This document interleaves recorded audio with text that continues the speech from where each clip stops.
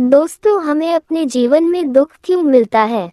इसका कारण क्या है? अगर आप जानना चाहते हैं तो हमारे इस वीडियो में अंत तक बने रहिए। तो चलिए शुरू करते हैं। एक समय की बात है, एक बड़े से महल में एक राजा रहता था। वह बहुत लालची था। उसके पास बहुत सारे पैसे होने के बावजूद वह उससे संतुष्ट नहीं था। एक दिन एक बूढ़ा आदमी राजा के महल में आता है।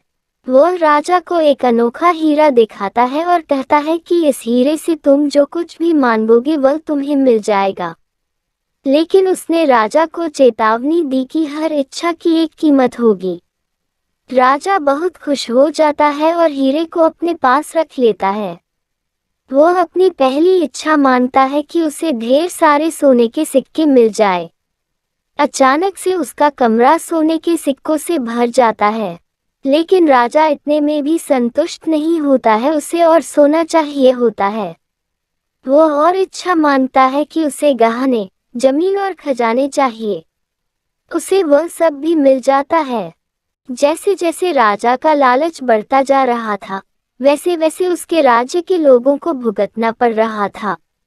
वो सब गरीब हो गए, उनकी जमीन बंजर हो गई, क्योंकि हीरे से मांगी गई इच्छाओं की कीमत उसके राज्य के लोगों को चुकाना पड़ रहा था। लोग गिड़गिड़ाते रहे राजा के सामने कि वह रुक जाए, लेकिन राजा ने उनकी एक न सुनी।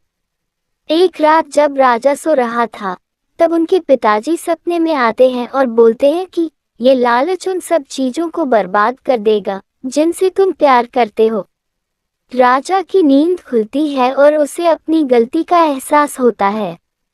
राजा ने सभी लोगों को एक साथ बुलाया और अपने आप को बदलने का वादा किया। उसने अपने धन का उपयोग लोगों की मदद करने और राज्य को बेहतर बनाने के लिए किया। राज्य फिर से सुखी और समृद्ध हो गया।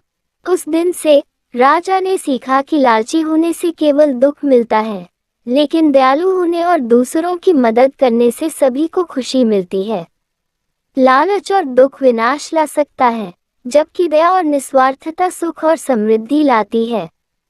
इसीलिए हमें कभी भी लालच नहीं करना चाहिए, जो मिला है उसमें खुश रहना चाहिए।